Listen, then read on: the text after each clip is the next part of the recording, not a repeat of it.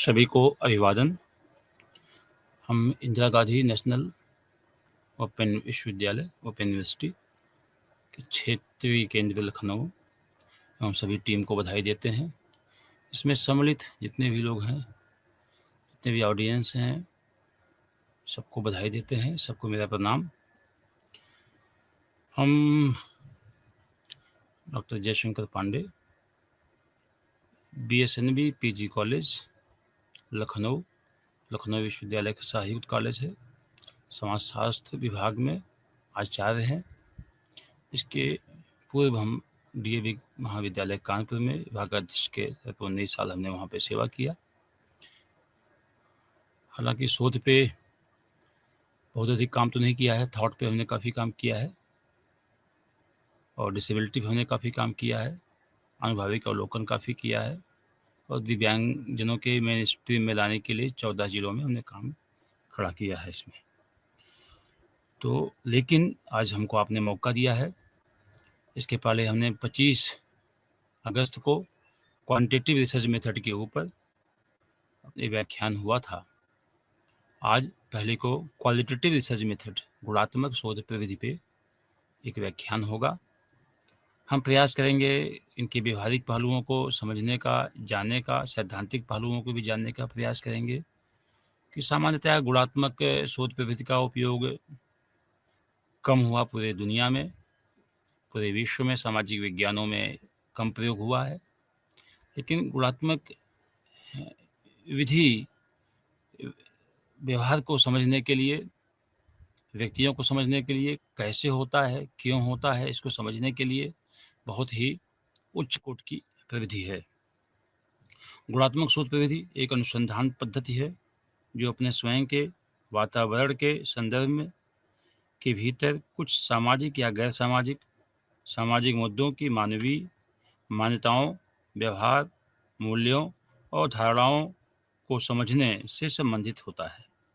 गुणात्मक शोध पद्धति ओपन एंडेड क्वेश्चन, खुले प्रश्नों का उपयोग करती है। ओपन एंडेड, स्ट्रक्चर्ड नहीं होती है, बांधती नहीं है, क्योंकि ओपन रखती है, जिससे हम पूरे चीज़ों को समझने में आसानी होती है और तथ्यात्मक होती है।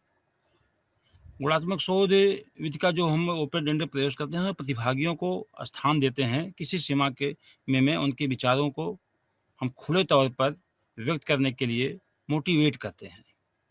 गुणात्मक शोध न केवल यह समझने की दिशा में काम करता है कि लोग क्या सोचते हैं, बल्कि यह भी समझते हैं कि वे एक विशेष तरीके से क्यों सोचते हैं, कैसे सोचते हैं, उसके पीछे कंटेक्स्ट क्या है, उनके व्यक्तित्व की जो समझ है, उनका जो स्टॉक ऑफ नॉलेज है, जो उनके अपने चिंतन है, जो सामाजिकरण के माध्यम से, अनुभवों के माध्यम से उन्होंने अपने चिंतन को विकसित किया है, इसको भी हम समझने का प्रयास करते हैं। किसी घटनाओं का विश्लेषण किस ढंग से करते हैं, किस व्यवहार को क्यों करते हैं, इसके पीछे हम जानने का प्रयास करते हैं। प्रतिभागी स्वयं अपने उत्तरों में किसी विशेष विकल्प या मत के पीछे अपने विचार प्रक्रिया की व्याख्या करते हैं और गुणात्मक अनुसंधान पद्धति संकलित आंकड़ों का विश्लेषण करके ऐसे निष्कर्ष निकालते हैं जिन्हें समान प्रकार की बड़ी आबादी के लिए सामान्यीकृत किया जा सकता है। जैसे हम देखते हैं कि एक गोष्ठी करते हैं, गोष्ठी में संचालन कैसे किया उन्होंने, अच्छा किया, उन्होंने मीनिंगफुल किया कि उसमें उन्होंने समय समय पे अपने मीनिंगफुल शब्दों का, मीनिंगफुल तथ्यों का उल्लेख किया, या उस सेमिनार में चर्चा कैसी हुई, वो जो बेसिक थिंग था वो आया कि नहीं आया। तो हम देखते हैं कि विषय के बारे में उनके विचार जानने के लिए एक सेमिनार के जो प्रतिभागी हैं उनका सर्वेक्षण किया गया।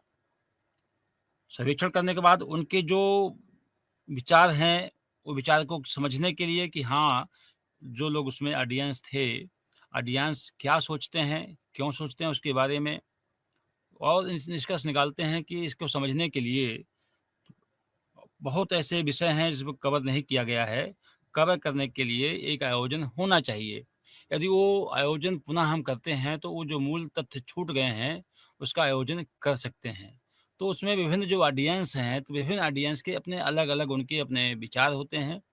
बहुत से उनके पहलू होते हैं, जो अनछुए होते हैं, उस सेमिनार में उनका विषय नहीं आ पाता है, उस विषय को कवर नहीं कर पाते हैं। जब कवर नहीं कर पाते हैं, तो समस्या खड़ी होती है, इसलिए वो समझते हैं कि हाँ, उस पे जानने के लिए उस विषय कवर हो जाए, उसको समझने के लिए एक ऐसे सेमिनार का आयोजन किया जाए। गुणात्मक अनुसंधान, समाजशास्त्र, मनोविज्ञान और मानवविज्ञान जैसे सामाजिक विज्ञानों के द्वारा अधिक उपयोग किया जाता है। अब हमें आ जाते हैं गुणात्मक सोच के कितने टाइपोलॉजी होते हैं, क्योंकि ये समझना है कि इसके टाइपोलॉजी के माध्यम से इसको हम काफ़ी हद तक समझ सकते हैं। विश्व या सामाजिक विश्व में बहुत घटनाएँ घट रही हैं। यह पता लगाना और भी कठिन है कि लोग किसी विशेष विषय या सामाजिक मुद्दे के बारे में क्या सोचते हैं। कोई घटना घटी जैसे चंद्रयान मिशन है, बहुत बड़ी घटना घटी, तो बहुत लोगों के मत कैसे आए, बहुत लोगों में राष्ट्र प्रेम जगा। अपने विज्ञान के बहुत लोगों ने कहा कि अपने विज्ञान दुनिया में सबसे बड़ा, सबसे सफलतम विज्ञान है। सोमनाथ ने कहा कि ये जो भी विज्ञान हमारे हैं, वो सब हमारे वेदों में निहित हैं।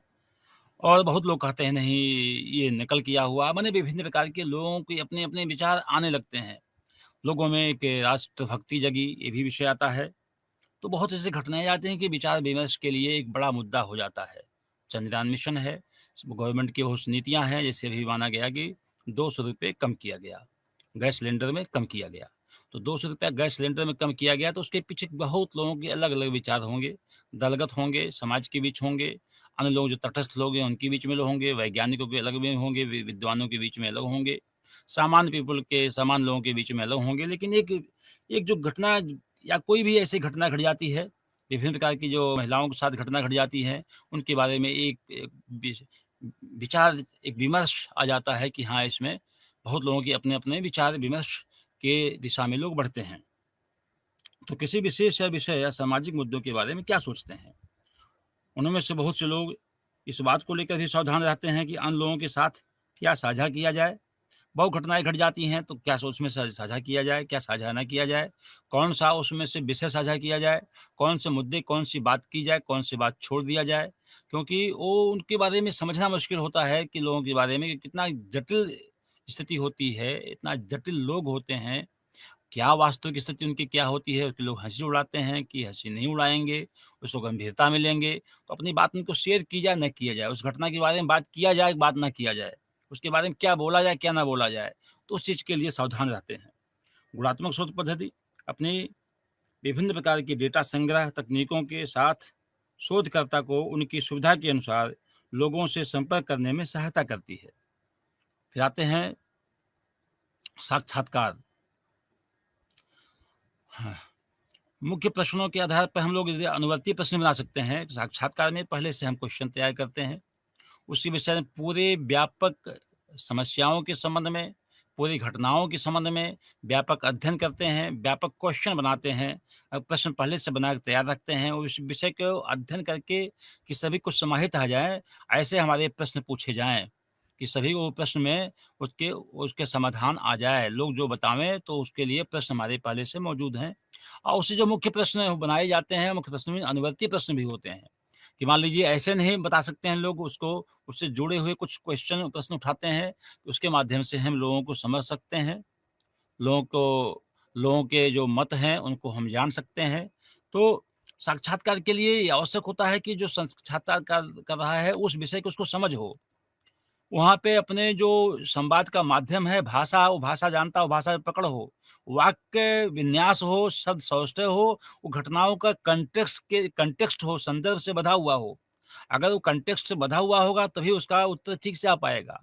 अगर अगर उससे कंटेक्स्ट से बँधा नहीं हुआ होगा तो वो उसका उत्तर आने में दिक्कत होगी और ये तथ्यात्मक नहीं माना जाएगा, वैज्ञानिक नहीं माना जाएगा। उसका जो हम समस्याओं के बारे में जानना चाहते हैं वो साक्षात्कार के माध्यम से नहीं मालूम हो पाएगा, क्योंकि साक्षात सीधा होता है, 2-2 प्रकार के होते हैं, हम जाके उनके बीच में उनसे उनसे प्रश्न पूछ सकते हैं अथवा ऑनलाइन के माध्यम से भी कुछ है प्रश्नों को हम देते हैं और उसका प्रश्न उत्तर हम लेते हैं। तो साक्षात्कार का आदर्श समय जो देते हैं वो 10 मिनट से 2 घंटे या उससे अधिक ज़्यादा हो सकता है। इसे फ़ोन कॉल पर अथवा आमने-सामने आयोजित किया जा सकता है। हम देखते हैं कि जब तक वो उस विषय की समझ नहीं होगी, तब तक हम उस विषय के बारे में प्रश्न नहीं पूछ पाएँगे। इसलिए उस विषय की समझ होना, उसमें तादात्म्य स्थापित करना, उन घटनाओं के पीछे में जाके अनुभूति के रूप से उसको वैज्ञानिक ढंग का प्रकटीकरण हो। उदाहरण हम मानते हैं कि शहर के बुनियादी ढांचे के संबंध में वहाँ के निवासियों के साथ एक पर एक हम साक्षात्कार कर रहे हैं। मान लीजिए किसी कॉलोनी को हम जानना है, किसी बड़ी कॉलोनी की समस्या के बारे में हमको जानना है। तो बुनियादी ढांचे के संबंध में वहाँ पे सड़क का ढांचा कैसा है, वहाँ पे सीवर लाइन कैसी है, वहाँ पे इलेक्ट्रिफ़िकेशन कैसा है, इलेक्ट्रिक सप्लाई कैसी वहाँ पे है, स्वच्छता कैसी वहाँ पे है, वहाँ कानून व्यवस्था कैसी है। एक पे क्वेश्चन हम बना सकते हैं और उस पे साक्षात्कार कर सकते हैं। लोग उस पे अपने-अपने जो उनके अनुभव हैं, जो उनके अनुभविक अवलोकन हैं, उनके माध्यम से हम समझ सकते हैं। तो हम देखते हैं कि साक्षात्कार के माध्यम के बहुत तथ्य सामने आ सकते हैं, लेकिन साक्षात्कार करने वाला जो व्यक्ति है, इंटरव्यूअर है, उसको उस विषय की समझ हो, उसकी संवाद शैली अच्छी हो, उसके अंदर गंभीरता हो, ओछे प्रश्न ना हों, ऐसे प्रश्न हों जो कि उनके संवेदनाओं को कहीं आहत न करने वाले हों, ये भी प्रश्न आवश्यक होते हैं। क्योंकि यदि ऐसे प्रश्न हैं कि उनकी अगर किसी भावनाओं से जुड़े हुए हों, जो उनको आघात पहुँचाने वाले हों, ऐसे क्वेश्चन से हम बचें। साथ में बिल्कुल जो आपका उद्देश्य समझने का हो, उद्देश्य से युक्त हो, तो साक्षात्कार में के माध्यम से जो हम तथ्यों को ज्ञात करेंगे, वो कहीं न कहीं से प्रभावशाली और उद्देश्यपूर्ण होगा। अब आते हैं फ़ोकस समूह। फ़ोकस समूह क्या है? फ़ोकस समूह एक बहुत ही प्रभावी गुणात्मक अनुसंधान प्रकार है। इसकी शुरुआत उन उत्तरदाताओं से होती है, जहाँ उन सभी को एक विषय दिया जाता है। वे चर्चा करना प्रारंभ करते हैं। शोधकर्ता को चर्चा में सम्मिलित होना आवश्यक नहीं है। बस वह आराम से बैठ सकता है और देख सकता है कि व्यक्ति दिए गए मुद्दे के बारे में क्या सोचते हैं। जैसे कोई गवर्नमेंट की कोई नीति हुई, जन धन योजना हुआ, उज्ज्वला योजना हुआ, बेटी बचाओ बेटी पढ़ाओ योजना हुआ। उसमें जैसे बेटी बचाओ बेटी पढ़ाओ है, उसमें स्टेक होल्डर हैं। स्टेक होल्डर कौन-कौन हो सकते हैं? एक तो बिटिया है, जो बेटी पढ़ी हैं, उसको लाभान्वित हुई हैं उस योजनाओं से। एक उनकी जो बेटी जो पढ़ी-लिखी हैं, उनके माता-पिता वो शामिल हो सकते हैं। उनके जो शिक्षक पढ़ाए हुए हैं, वो हो सकते हैं। जो वहाँ पे डॉक्टर जो कि टेस्ट टेस्ट करते हैं, मेडिकल टेस्ट करते हैं, वो भी हो सकते हैं। अलग-अलग समूह बना कर के 10 लोगों का समूह बना कर के उनको एक समय दे दिया जाता है कि बेटी बचाओ, बेटी पढ़ाओ से क्या लाभ हुआ? इसमें क्या समस्याएँ आईं? तो हम उनको केवल फ़ोकस करके उसी विषय पे हम पूछते हैं। जैसे मेडिकल का समूह है, तो मेडिकल के बारे में पूछेंगे। माता-पिता के संबंध में पूछेंगे, माता-पिता के बारे में उनकी क्या भूमिका हुई, उनको क्या लाभान्वित हुए, बच्चों में शिक्षा की प्रगति क्या हुई, वो हम समय दे दिया उनको। तो उन लोगों के बीच में फ़ोकस समूह बना करके उनके बारे में विषय दे करके केवल एक जो इंटरव्यूअर होता है, जो अध्ययन अनुसंधान करता है, इंटरव्यू जो अनुसंधान करता है, वो केवल देखता है कि लोग चर्चा क्या कर रहे हैं, वो चीज़ को नोट करता रहता है कि हाँ, यह जो उनके विमर्श के रूप में आता है, उस समूह के लोग जो अपने मत व्यक्त करते हैं, उस जो मत होते हैं, वो वहाँ नोट करता रहता है। वो त ब अ, वस्तुनिष्ठ होकर, तटस्थ होकर के केवल देखता है। फोकस समूह पद्धति का उद्देश्य क्या, क्यों और कैसे प्रश्नों का उत्तर देना है और एक विषय देकर और विभिन्न उपकरणों के माध्यम से प्रतिक्रियाएं एकत्र करके संकलित करके ऑनलाइन भी संपादित किया जा सकता है। जैसे एनईपी के बारे में, नए बाजार के रुझानों के बारे में, उत्पादन संवर्धन के बारे में और अन्य सेवा संबंधित रुझानों के जानने के लिए इस तकनीक का प्रयोग कर सकते हैं। जैसे हमने पहले कहा, एनईपी के माध्यम में चर्चा हुई। इसके पहले जब राष्ट्रीय शिक्षा नीति 2020 बनी, उसके पहले विभिन्न प्रकार के विद्यालयों में बेसिक से लेकर के माध्यमिक से लेकर के महाविद्यालय, विश्वविद्यालयों में चर्चा हुई इसके बारे में। उनको दे दिया गया कि यह सब विषय दे दिया गया कि किसी भी विषय में कि आपको अब इसमें आपको अपने विचार रखने हैं। तो केवल वहाँ के जो लोग अनुसंधानकर्ता थे, जो लोग देखने वाले थे, उसको केवल देख रहे थे कि ये लोग अपने क्या विचार रखते हैं, इस संदर्भ में क्या विचार रखते हैं। जैसे मल्टीडिसिप्लिनरी अप्रोच उसमें हुआ, तो उसके बारे में क्या लोगों को मानना है, एक्स्ट्रा करिकुलर है, वोकेशनल है, को-करिकुलर है, करिकुलर है।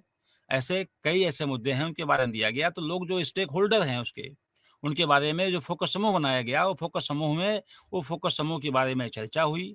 चर्चा के बारे में जो तथ्य आए, वो तथ्यों को उन्होंने फिर लागू किया। ये क्या देखा, ये भी बहुत ही फ़ोकस समूह का है। तो इसके माध्यम से इसको ये बहुत बड़ा जो गुणात्मक अनुसंधान है, इसके माध्यम से कई नीतियाँ प्रभावशाली ढंग से लागू हो जाती हैं, यदि फ़ोकस समूह के माध्यम से उन तथ्यों का पता हम लगाते हैं। जैसे नए बाज़ार में उत्पादन है, नए बाज़ार रुझान क्या है?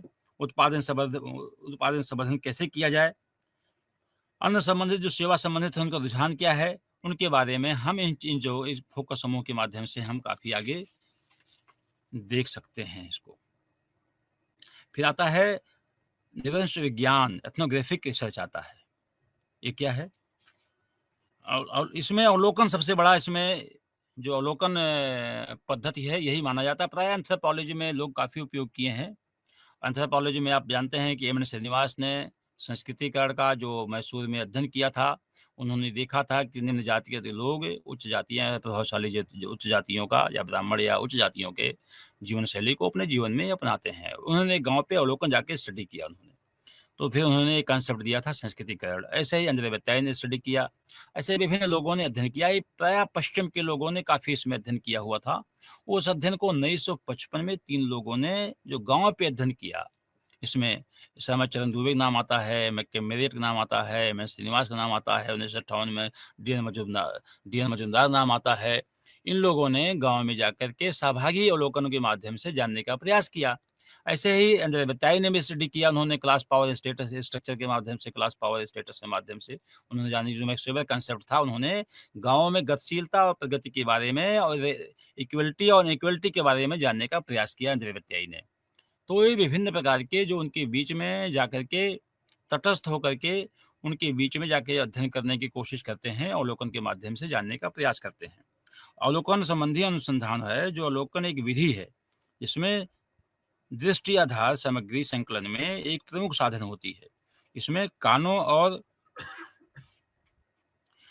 को और नेत्रों की अपेक्षा कानों की अपेक्षा नेत्रों और विषय समझ का प्रयोग निहित होता है। इसमें वाणी का उपयोग नहीं किया जाता है, कम से कम वाणी का उपयोग करके इसमें नेत्रों का और विषय की समझ का प्रयोग निहित होता है। यह घटनाएँ जैसे घटती हैं तथा उनके कारण एवं प्रभाव या उनके पारस्परिक संबंधों को देखता है और उन्हें अवलोकित करता है। इसमें अन्य व्यक्तियों के व्यवहार जैसा वास्तव में होता है, उनसे बिया बिना नियंत्रण को समझने का प्रयास करता है। हम किसी का अध्ययन करने गए हुए हैं, उसको हम अवलोकन के माध्यम से समझने का प्रयास करते हैं, बिना हस्तक्षेप किए हुए, बिना उनके बिना उनकी मान्यताओं के बारे में, किसी नीति के बारे में, उनके मानदंड के बारे में, उनके व्यवहार के बारे में, उनके शब्दों का जो प्रयोग होता है, उनके जो बीच में संबंध होता है, उनको बिना हस्तक्षेप किए जानने का प्रयास करते हैं। हम तो अवलोकन विधि सामान्यतः हमने पहले बताया है कि ये एंथ्रोपोलॉजी में काफ़ी प्रयोग में आया।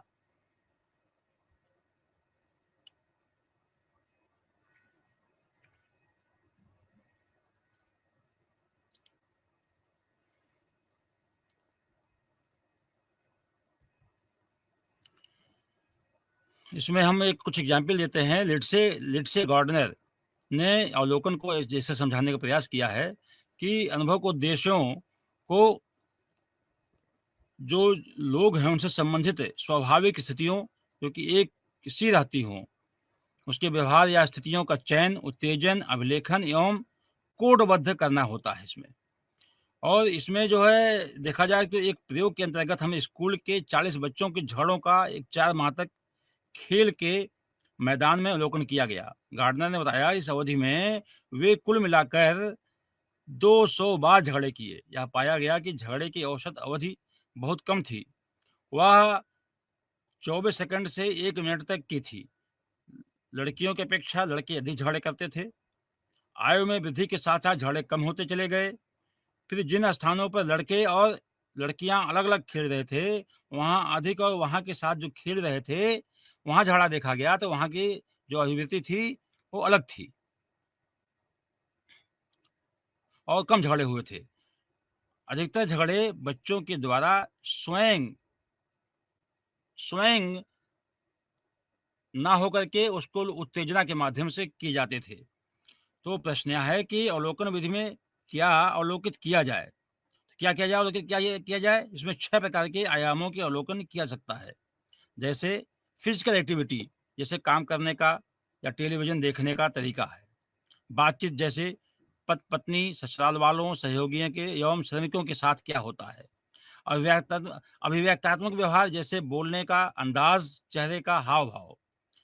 जैसे हमारे स्थानिक संबंध होते हैं, जैसे एक फैक्ट्री या फैक्ट्री के बीच के लोग क्या आपस में फिजिकल डिस्टेंस कितना रखते हैं, या बोलने के जो सामाजिक संबंध है कितना उनके बीच में है। और एम्पोरल, जैसे धार्मिक कृत्य संपन्न करने। तो मौखिक अभिलेख, जैसे स्मृति पत्र का मसौदा, नारेबाजी, जैसे हड़ताल में कोई हड़ताल हो रहा हो, हड़ताल में कोई व्यक्ति जाके देखता है, कोई हड़ताल है तो देखते हैं कौन व्यक्ति किन मुद्दों को उठाता है, किस विशेष मुद्दों को उठाता है, कौन लोग इसमें बहुत अधिक एक्टिव हैं, किन शब्दों का प्रयोग करता है, किसके लिए उपयोग करता है, किस अधिकारी के लिए उपयोग करता है, किस मुद्दे को किस कॉन्टेक्स्ट में उपयोग करता है। तो ये अगर देखा जाए, इसको बारे में हम समझ सकते हैं। तो अवलोकन के माध्यम से वस्तुस्थिति वहाँ पे जाके बीच में सहभागी अवलोकन और असहभागी अवलोकन 2 ऐसे पक्ष होते हैं। होता है। 3 प्रकार के अवलोकन का उल्लेख किया जाता है सामान्यतया: सहभागी अवलोकन, असहभागी अवलोकन एवं क्वासी असहभागी। सामान्यतया देखा जाता है कि जो सहभागी अवलोकन का प्रयोग किया, एंथ्रोपोलॉजी में अधिक उपयोग किया गया। जो असहभागी प्रयोग किया गया, उसमें सोशियोलॉजी में काफ़ी लोगों में, अन्य विषय में, इकोनॉमिक्स में या अन्य अन्य सामाजिक विज्ञानों में असहभागी अवलोकन किया गया। क्वासी क्वासी जो असहभागी है, जो कभी उनके बीच में उनके बीच में जाकर के, लोगों के बीच में जाकर के, कभी उनके बीच से अलग हट करके अध्ययन किया जाता है। माने कभी-कभी उनके बीच में जाकर के, कभी-कभी उनके बिना बिना सहभागी हुए अध्ययन करते हैं, उसको हम कहते हैं क्वासी पार्टिसिपेंट ऑब्जर्वेशन। तो 3 ऐसे उल्लेख होते हैं, तीनों में उल्लेख। तो अवलोकन आधार पर सामग्री संकलन की अन्य विधियों से अलग है।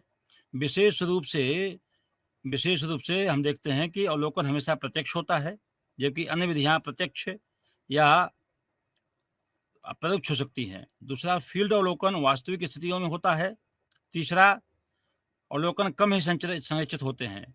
इसमें पहले से कोई हम स्ट्रक्चर्ड नहीं होता है कि पहले से इसको हम बना लेते हैं, इसको हम बनाते नहीं हैं, इससे स्ट्रक्चर्ड नहीं होता है। चौथा, यह केवल गुणात्मक अध्ययन करता है और इसका उद्देश्य व्यक्तियों के अनुभवों और उनका क्या अर्थ है, क्या अभिप्राय है, क्यों एक मीनिंग उपयोग करते हैं, को जानने का प्रयास करते हैं और जीवन को किस प्रकार समझते हैं, अपने जीवन को किस प्रकार समझते हैं, उन घटनाओं को कैसे समझते हैं, उनको जानने का प्रयास करते हैं। सदरलैंड ने कहा है कि हम यह विधि जीवन शैलियों या उनके स्मृतियों, संस्कृतियों, रिवाजों, घटनाओं, मुठभेड़ों, संबंधों, समूहों, संगठनों, आबादियों और भूमिका के अध्ययन के लिए अधिक उपयुक्त है।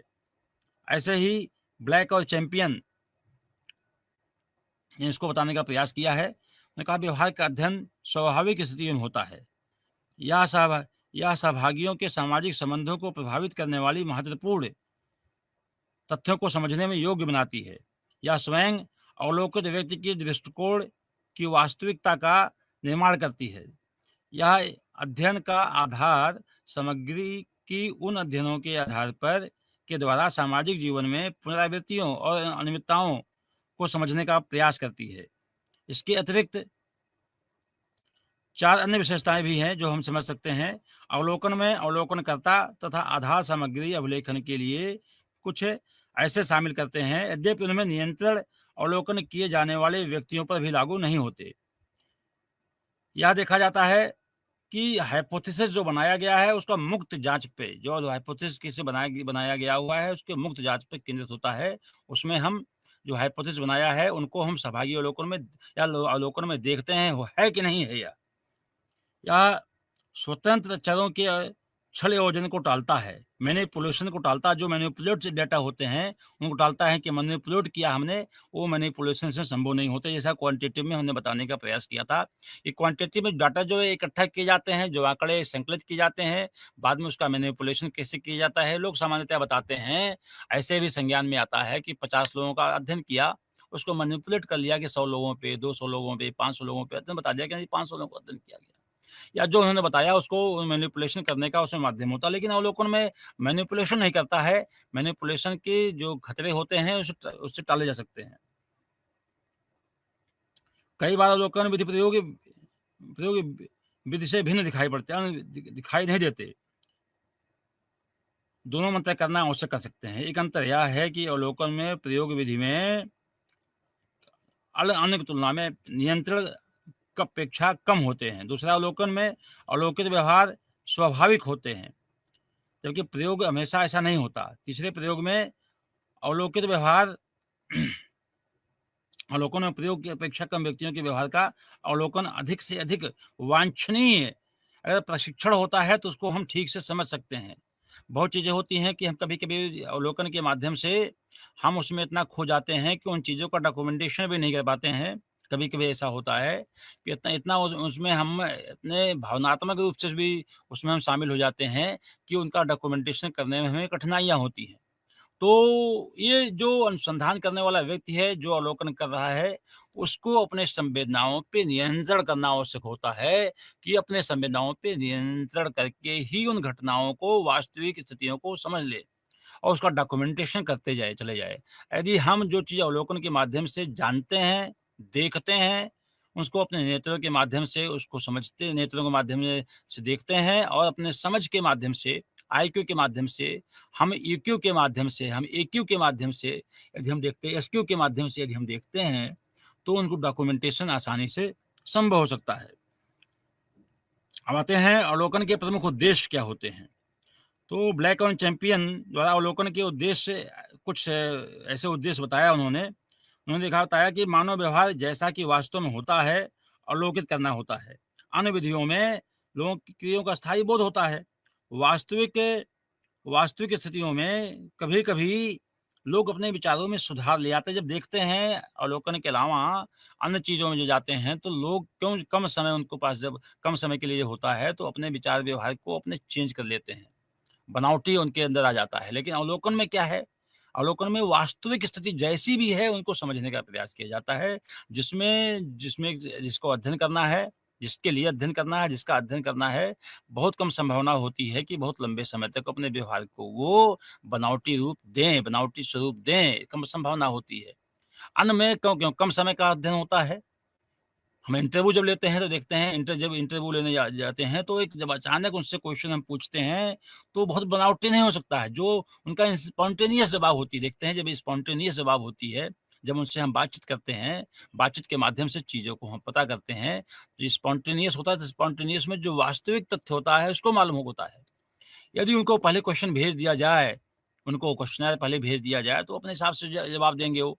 लेकिन तात्कालिक जब हम साक्षात्कार या अवलोकन के माध्यम से जब हम प्रश्न लोगों से बातचीत में थोड़े-थोड़े क्वेश्चन पूछते रहते हैं, जब उनका साक्षात्कार कर लेते रहते हैं, उनके विभिन्न घटनाओं की समझ के बारे में, विभिन्न घटनाओं के बारे में उनका अनुभव है, उनका अध्ययन है, क्या उनको वास्तविक तथ्य को जानते हैं, जो हम पूछते रहते हैं हम लोगों के तो वो बहुत बनावटी होने का संभावना नहीं होती है।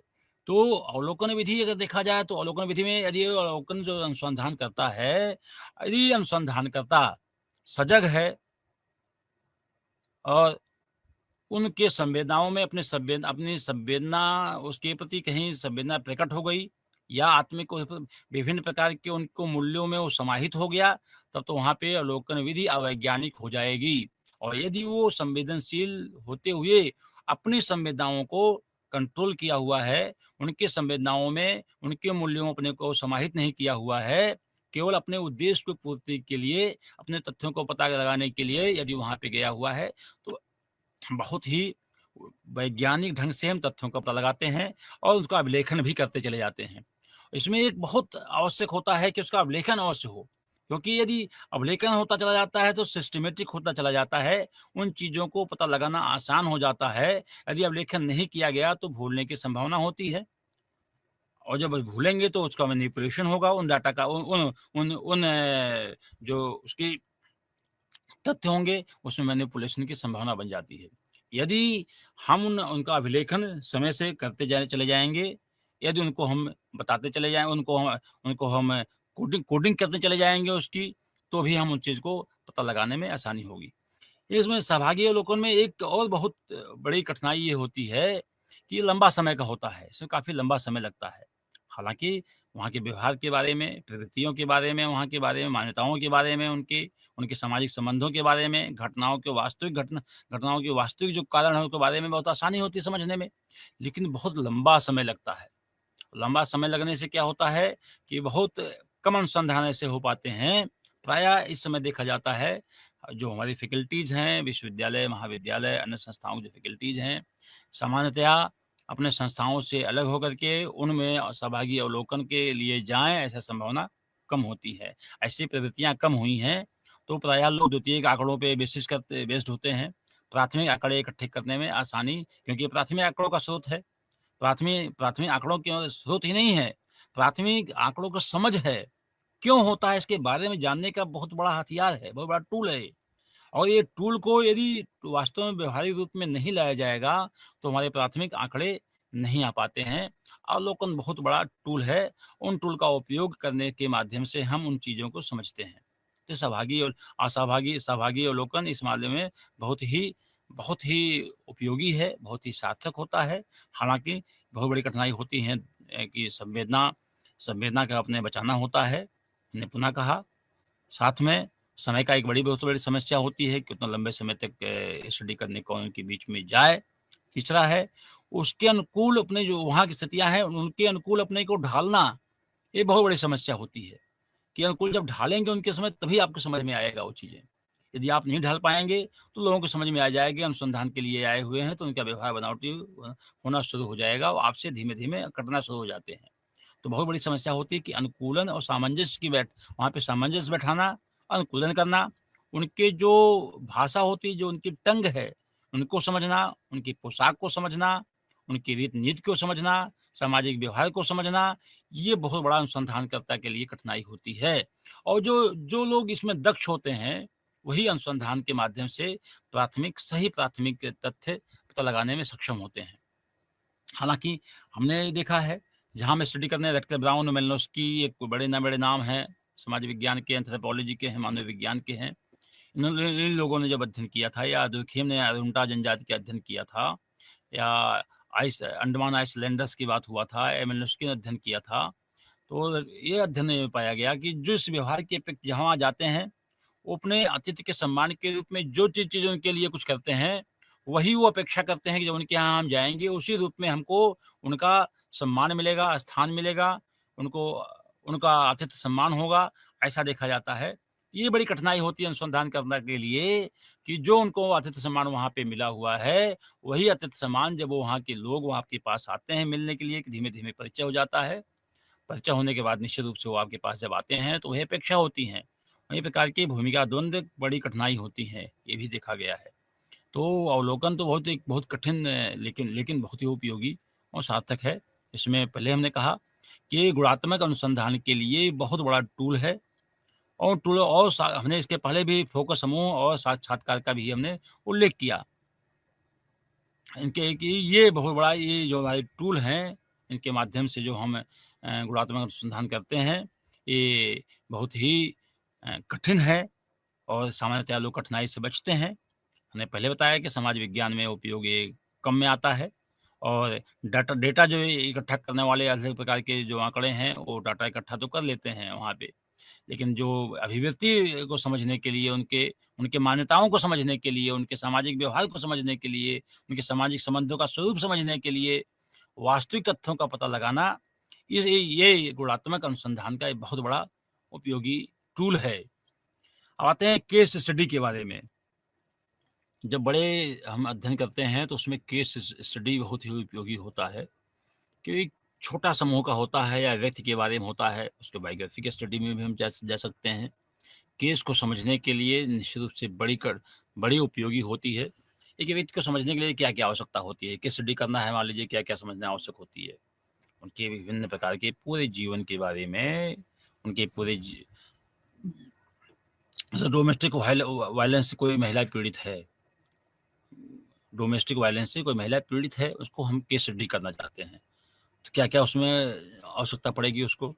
महिला के उसके बारे में, उनके पति के बारे में, उनके सास के बारे में, उनके ससुर के बारे में, उनके शैक्षिक पृष्ठभूमि क्या है, उनको इकोनॉमिक कंडीशन क्या है, उनके रहन-सहन क्या है, उनका खान-पीन क्या है, उनके वहाँ पे जो पड़ोस हैं, उनके बारे में क्या है, उनके उनके जो कोई ऐसे डिसीज़ तो उनको नहीं है, उसके बारे में, बीमारी के बारे में, उनके स्वास्थ्य के बारे में, उनके कोई एडिक्शन उनको है, वह उनके बारे में जानने के लिए, साथ में अन्य प्रकार के लोगों से कैसा संबंध है, वो अपने संबंधों के प्रति शुचितापूर्ण व्यवहार उनका है कि नहीं है, उसके बारे में जानने में।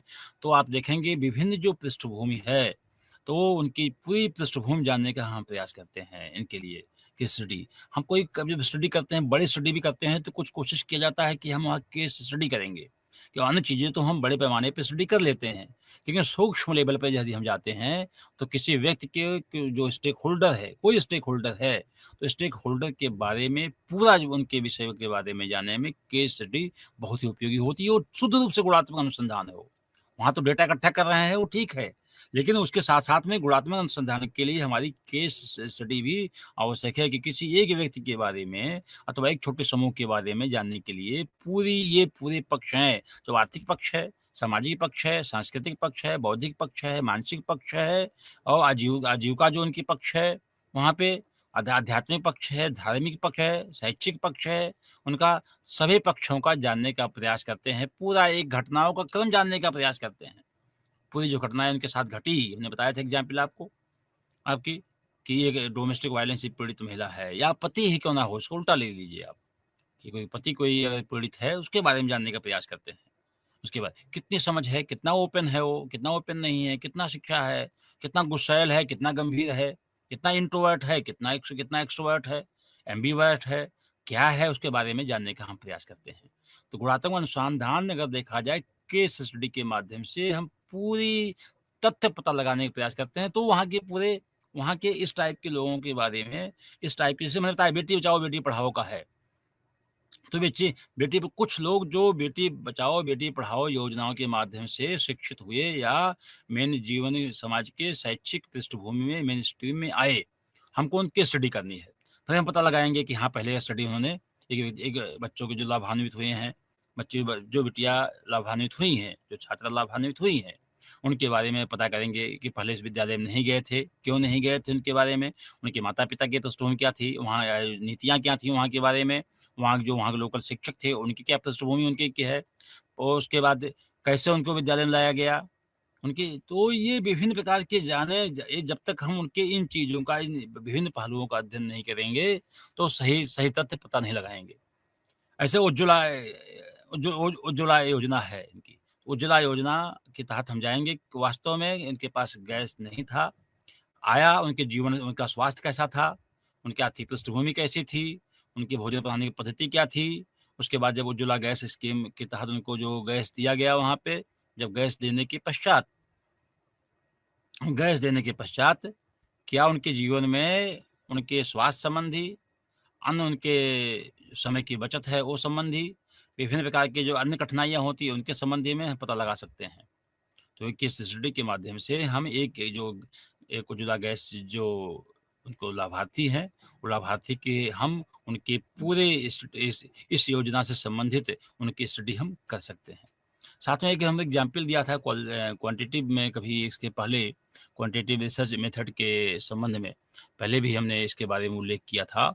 गुरुकुल शिक्षा पद्धति का यहाँ पे हमने फिर पुनः हमने कहा, आप जाएँगे वहाँ से पढ़ा हुआ एक व्यक्ति बच्चा उसको अध्ययन करें वहाँ पे और जो सामान्य वहाँ वहाँ के केस स्टडी करें वहाँ का और साथ में एक जो सामान्य विश्वविद्यालय या महाविद्यालय या सामान्य विद्यालय का जो छात्र पढ़ा हुआ है, उसकी केस स्टडी करें। तो उसके व्यक्तित्व के विकास में क्या अंतर आया है, उसको भी हम इसके माध्यम से पता कर सकते हैं। तो गुरुकुल शिक्षा की पद्धति के माध्यम से उसका जो पंचकोश का विकास हुआ है, पंचकोशीय विकास हुआ है, जिसको कहते हैं अन्नमय कोश कहते हैं हम। अन्नमय कोश के माध्यम से समझ सकते हैं, प्राणमय कोश है, मनोमय कोश है, विज्ञानमय कोश है, उसके बाद आनंदमय कोश है।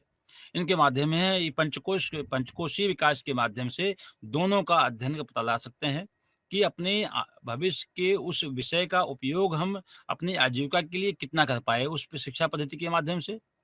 साथ में देखेंगे उनका कि मानसिक जो कोष उनका है, जो उनका मानसिक संतुलन है, जो उनकी मानसिक दृढ़ता है, जो उनका मानसिक समन्वय है, मानसिक संतुलन है, कितना है उनका।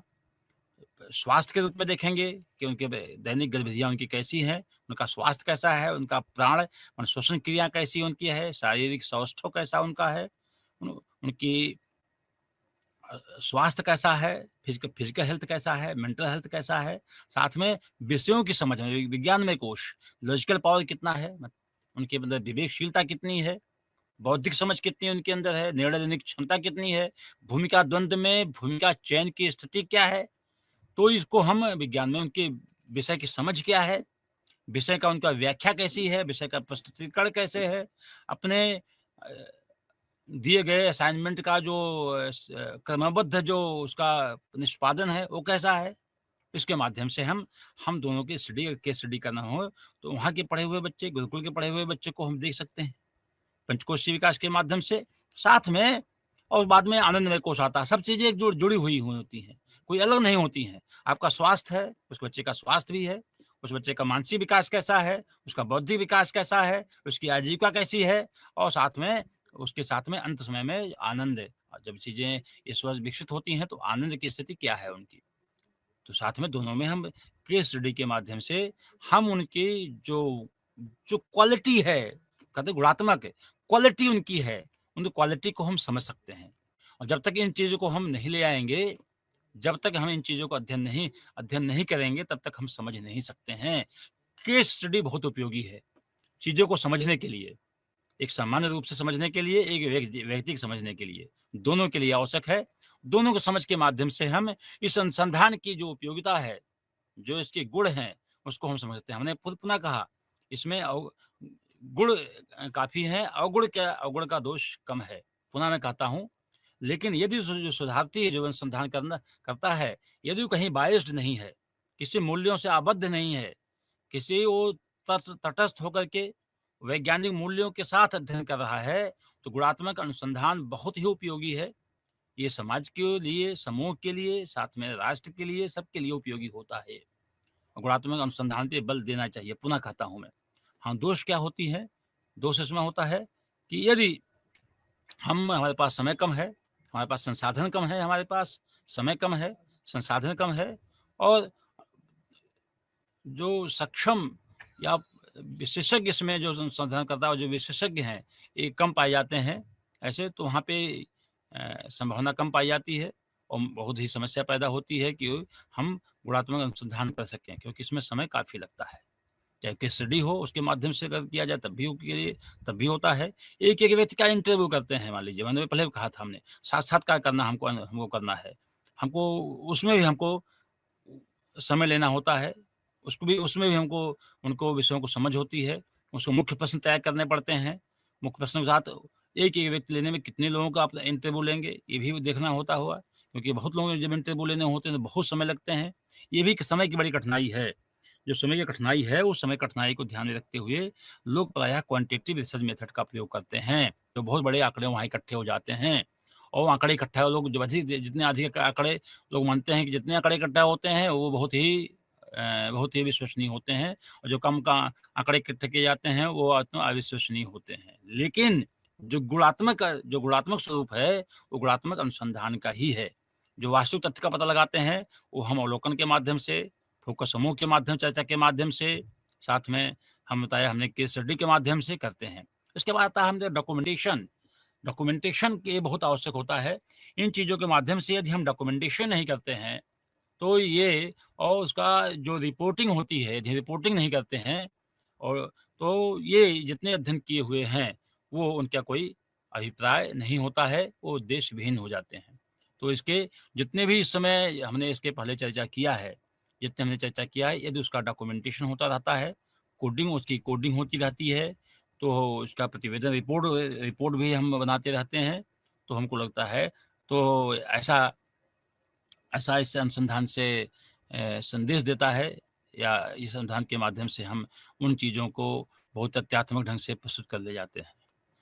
तो इस विषय को हम फिर थोड़ा हम क्वांटिटेटिव और क्वालिटेटिव रिसर्च मेथड के डिफरेंस क्या होते हैं, इस विषय पर भी हम आएँगे। अब आते हैं हम मात्रात्मक अनुसंधानकर्ता गुणात्मक अनुसंधानकर्ता की अपेक्षा अधिक आदेशात्मक होते हैं। गुणात्मक अनुसंधानकर्ता निर्देशन से कार्य करते हैं। इसमें कुछ हम डिफरेंस को बताने की कोशिश करते हैं, डिफरेंस क्या होते हैं। मात्रात्मक से में समस्या विशिष्ट और संक्षिप्त होती है, जबकि गुणात्मक अनुसंधान में सामान्य और कमजोर संरचना वाली होती है।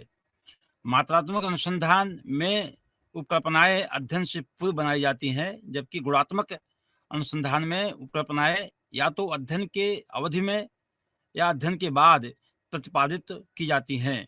मात्रात्मक अनुसंधान में अवधारणाओं को परिचालित किया जाता है। गुणात्मक अनुसंधान में उनको केवल संवेदात्मक बनाया जाता है। मात्रात्मक अनुसंधान में अनुसंधान अभिकल्पन में अभिकल्प आदेशात्मक होता है, जबकि गुणात्मक अनुसंधान में भव्य अभिकल्प आदेशात्मक नहीं होता है। मात्रात्मक अनुसंधान में सैंपल प्रतिदर्श का नियोजन आधार सामग्री के पूर्व किया जाता है, जबकि गुणात्मक अनुसंधान में यह आधार सामग्री संग्रह के अवधि में किया जाता है।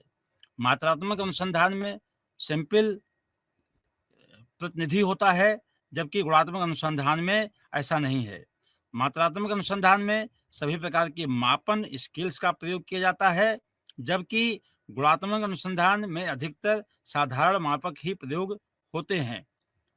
मात्रात्मक अनुसंधान में बड़े अनुसंधानों के आधार सामग्री संग्रह के लिए साधारणतः अन्वेषक रखे जाते हैं, जबकि गुणात्मक अनुसंधान में अनुसंधानकर्ता अकेले ही आधार सामग्री का विश्लेषण करता है। मैंने पहले आप बताया, उसमें इन्वेस्टिगेटर भेजते हैं, इसमें खुद जाते हैं। उसमें हम अध्ययन करना, जैसे मैंने बताया आपको, जैसे कि जो स्कीम अध्ययन करने हैं, जितने 31 स्कीम आई हुई हैं गवर्नमेंट ऑफ इंडिया की या मोदी के शासन का, तो जैसे मान लीजिए हमने बताया था बेटी बचाओ बेटी पढ़ाओ योजना है, मान लीजिए जन धन योजना है, मान लीजिए प्रधानमंत्री आवास योजना है, जितने प्रकार की योजनाएं हैं उनके लिए अगर होता है तो मैक्सिमम मात्रात्मक लोग उपयोग करेंगे। डाटा इकट्ठा करने हैं, इन्वेस्टिगेटर भेज देते हैं। लेकिन साथ में मैंने पुनः कहा, साथ में जो अनुसंधान करता है, जिनको प्रोजेक्ट मिला हुआ है, वो प्रोजेक्ट जबकि जाके वो फोकस समूह का भी अध्ययन करते हैं। इसीलिए जानने के लिए फोकस समूह का अध्ययन करते हैं। फोकस समूह एक केस स्टडी करते हैं, उसमें दिया जाता है कि फोकस समूह का अध्ययन केस स्टडी का भी अध्ययन किया जाए। अगर केस स्टडी का माध्यम हो जाए तो वो जितने भी हमारे आंकड़े हैं वो जस्टिफाई होते हैं। जो आंकड़े हमारे इकट्ठे किए गए, बड़े पैमाने पर आंकड़े इकट्ठे किए जाते हैं, और इसमें क्या होता है, अपना अन्वेषक इन्वेस्टिगेटर भेजे जाते हैं। बहुत से इन्वेस्टिगेटर भेजे जाते हैं कि इतने गाँव का अध्ययन करना है, इतने जिले का अध्ययन करना है। ये प्रायः होता है क्वांटिटेटिव रिसर्च मेथड में। लेकिन इसमें अनुसंधानकर्ता स्वयं जाता है। ये बड़ा अंतर होता है कि वो केवल डेटा इकट्ठा करना या जो क्वेश्चन के माध्यम से जो हमारे टूल डेवलप किए जाते हैं, टूल जो डेवलप किए जाते हैं, क्वेश्चन बनाए जाते हैं, क्वेश्चन बनाने के बाद उनको क्वेश्चनर भेजे जाते हैं उनके माध्यम से, और कुछ समय देकर जो डाटा जो प्राथमिक है, द्वितीयक है, सब इकट्ठे करके उन्होंने प्राथमिक कुछ ऑफिशियल ले लिया, उन्होंने कुछ जाके वहाँ पे डाटा इकट्ठा किया, वहाँ लोगों से पूछ करके इकट्ठा कर लिया, वहाँ कर लिया। लेकिन इसमें क्या होता है, हमने पुनः कहा, अब इन स्कीम का अध्ययन करने के लिए उसके साथ ही डाटा इकट्ठा के साथ-साथ जो स्टेक होल्डर हैं, उस एक स्टेक होल्डर का भी केस स्टडी और फोकस समूह के माध्यम से भी अध्ययन करते हैं। हालाँकि अवलोकन नहीं करते हैं। अवलोकन क्योंकि उनके पास समय नहीं होता है, अवलोकन करने के लिए कम समय का प्रोजेक्ट होते हैं। जो ये प्रोजेक्ट होते हैं वो क्वांटिटेटिव रिसर्च मेथड पे अधिक ध्यान देते हैं। ये सहभागी अवलोकन पे ध्यान नहीं देते हैं। पुनः कहा, उस आंकड़ों को जस्टिफाई करने के लिए गुणात्मक अनुसंधान का ही उपयोग किया जाता है। जब तक हम गुणात्मक अनुसंधान का प्रयोग नहीं करते हैं, तब तक वो जो क्वांटिटेटिव रिसर्च मेथड के माध्यम से डेटा इकट्ठे आंकड़े के संकलित किए गए हैं, वो आंकड़ा संकलन जो होता है, वो उतना उसका जस्टिफिकेशन होने में उतना विश्वसनीय नहीं होता है। इसलिए सामान्यतया हम दोनों विकल्पों, दोनों रिसर्च मेथड का उपयोग एक बनाने में, एक प्रकार की परियोजना का स्वरूप देने में फिर आते हैं। मात्रात्मक अनुसंधान में आधार सामग्री संसाधन में आमतौर पर आगमन सामान्यीकरण विकसित किए जाते हैं, आगमन इंडक्टिव, जबकि गुणात्मक अनुसंधान में प्रायः विश्लेषणात्मक सामान्यीकरण किए जाते हैं। मात्रात्मक अनुसंधान में रिपोर्टिंग में निष्कर्ष अत्यधिक संकलित होते हैं, जबकि गुणात्मक अनुसंधान में ऐसा नहीं होता है। हमने पहले कहा, जो हम जब और लोग जब जाते हैं गुणात्मक अनुसंधान में, तो डेटा इकट्ठा करना मुश्किल होता है, वहाँ डेटा इकट्ठा नहीं हो पाते हैं। हम लोगों की अभिव्यक्तियों का अध्ययन करते हैं, लोगों के हम एम्पावरमेंट का अध्ययन करते हैं, सशक्तिकरण क्या है उनका अध्ययन करने जाएँगे, तो उनका मानसिक सशक्तिकरण कितना हुआ है? कैसे इसे क्या डेटा इकट्ठा होगा इसका? मानसिक सशक्तिकरण का अध्ययन कैसे होगा? उनका मानसिक सशक्तिकरण किया, उनका नैतिक जो पक्ष है उसका अध्ययन कहाँ हो पाएगा? नैतिक पक्ष का अध्ययन तो जब तक अवलोकन सहभागी अवलोकन नहीं होगा तब तक नहीं होगा। और उसको जब अध्ययन करेंगे तो उसका अभिलेखन कैसे होगा? तो इसको एनालिटिकल को एनालाइज़ कर सकते हैं, उसका आँकड़ा इकट्ठा नहीं होता है, बल्कि वो एनालाइज़ किया जाता है, उसका विश्लेषण किया जाता है। तो ये बहुत बड़ा या बहुत जो क्वालिटेटिव होता है वो एनालिटिकल होता है। हमने कहा पहले भी कि जो इंडक्टिव मेथड है, डिडक्टिव मेथड है, पहले हमने कहा। आगमन विधि उसमें अधिक से अधिक आ सकते हैं, आगमन विधि। जबकि गुणात्मक अनुसंधान में प्रायः हमने कहा एनालिटिकल होता है, इसके पहले हमने आपको कहा। हमने कहा कि रिपोर्टिंग में निष्कर्ष अत्यधिक संकलित होते हैं, हाँ? जबकि उसमें केवल क्योंकि उसमें इस प्रकार के डेटा हमने कहा नैतिक पक्ष कहाँ स्टडी हो पाएगा? सशक्तिकरण का अध्ययन कहाँ हो पाएगा? तो वहाँ के फैमिली के बीच में लोगों का संबंध कैसा है, उनका हम स्वरूप डेटा कहाँ दे पाएँगे उसका हम? हमको एनालाइज़ कर सकते हैं उन चीज़ों का, कि हम इनके बीच में ये संबंध ऐसे हैं। तो अगर जो एनालिटिकल है वो गुणात्मक है, जो उनके जीवन को एक गुणात्मक स्वरूप प्रदान कर रहा है, जो उनके चाहे वो कैसा है, नकारात्मक या सकारात्मक पक्ष है। वो अवगुण का पक्ष है कि गुण का पक्ष है, वो अलग पक्ष है। लेकिन उन चीज़ों का जो एनालिटिकल ढंग से हम बताते हैं उन चीज़ों का, ये होता है गुणात्मक अनुसंधान में। तो हमने इसके पहले बताया, केस स्टडी बताया, केस स्टडी के साथ-साथ हमने मात्रात्मक अनुसंधान में और गुणात्मक अनुसंधान में क्या इनके अंतर होते हैं, इसको ये बताने की कोशिश कोशिश की गई। इसकी वीकनेस क्या है, स्ट्रेंथ क्या है? इसका वीकनेस क्या है, स्ट्रेंथ बताया दोनों। गुणात्मक अनुसंधान का स्ट्रेंथ है कि हम उनका एक व्यापक स्वरूप का अध्ययन कर ले जाते हैं। लेकिन क्वांटिटेटिव में ऐसा नहीं होता है। क्वांटिटेटिव में जो हमारे लक्ष्य केवल आँकड़ा इकट्ठा करने में ध्यान देते हैं, तो हम कम समय देके काफ़ी समय केवल डेटा इकट्ठा करने पे लग जाते हैं। जो हमारे क्वेश्चन जो हमारे टूल डेवलप होते हैं, वो टूल डेवलप करने के टूल के माध्यम से चाहे वो अ, इस ज़माने में नए-नए प्रकार के तकनीक आ गए हैं। वो तकनीक के माध्यम से, जो आधुनिक एआई आ गया है, उनके माध्यम से, विभिन्न विभिन्न प्रकार के अन्य प्रकार के टूल आ गए हैं, उनके माध्यम से आँकड़ा तो हम एक आँकड़ा तो इकट्ठा कर ले जाते हैं। लेकिन हमने कहा कि जो उनके तनाव हैं, हालाँकि अब स्टैटिस्टिकल टूल आ गए हैं, लेकिन जो उनके तनाव हैं, जो उनका हैप्पीनेस है, हैप्पीनेस इंडेक्स का भी आया था एक, ज़िक्र आया था कि कितना हैप्पीनेस है।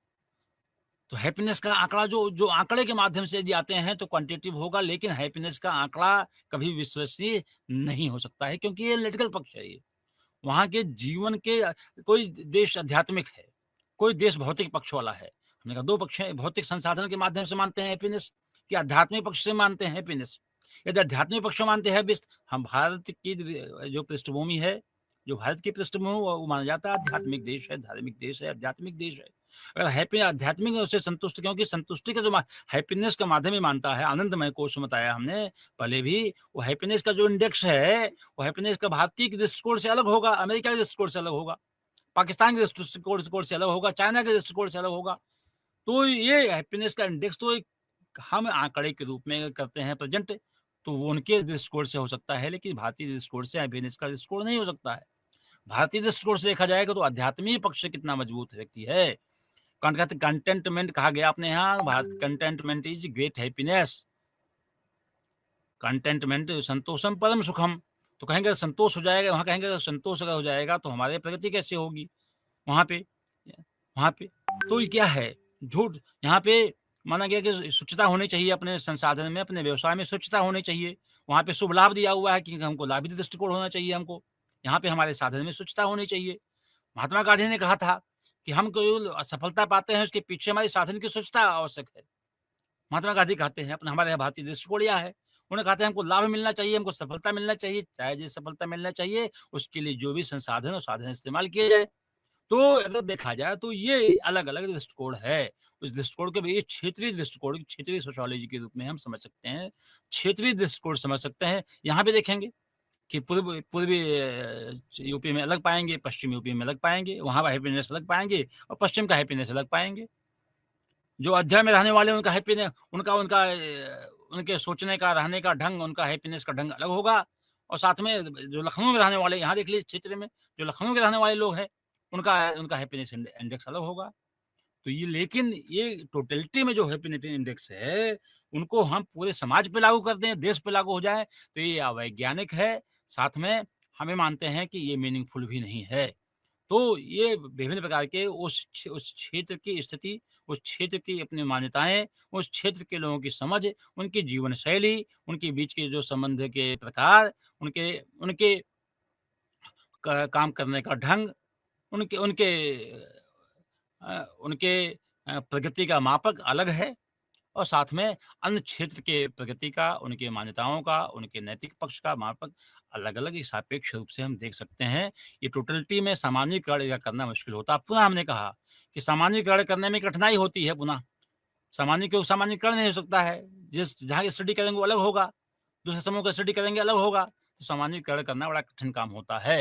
एक गाँव के पराया माना गया, एक गाँव की स्टडी की गई।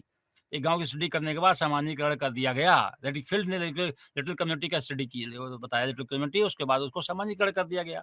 हम क्योंकि उनके पश्चिम देश का अध्ययन किया, तो पश्चिमी या उन्होंने अफ्रीकन देश का स्टडी किया, अफ्रीकन देश या ऑस्ट्रेलियाई का स्टडी किया, उसको हम भारतीय दृष्टिकोण से लागू नहीं कर सकते हैं। अरुणा जनजाति की जो अध्ययन है, वो भारतीय समाज के परिप्रेक्ष्य में यहाँ के जो आदिवासी हैं, यहाँ की जो जनजाति हैं, उन पे लागू नहीं हो सकता है। इनकी जनजाति की जो मान्यताएँ हैं, इनकी जो इकोनॉमी है, जो इनके संबंधों का स्वरूप है, जो विवाहों का स्वरूप है, वो अलग होगा। साथ में अरुणा जनजाति का अलग होगा, तो उनका सामान्य जनजातियों की उन जनजातियों का स्टडी भारतीय जनजातियों के स्टडी के रूप में अगर देखा जाए, अलग-अलग होंगे। प्रायः देखा गया कि विभिन्न पश्चिम देशों का स्टडी किया गया, उनका स्वरूप गुणात्मक अनुसंधान यहाँ पे थोपने की कोशिश की गई, जो कि ये अवैज्ञानिक है। आप सभी को हमने कष्ट दिया, बहुत-बहुत धन्यवाद और बहुत आप लोगों को आभार, आप लोगों ने समय दिया। पुनः आपका अभिवादन करते हुए अपने वाणी को विराम देता हूँ। बहुत-बहुत नमस्कार।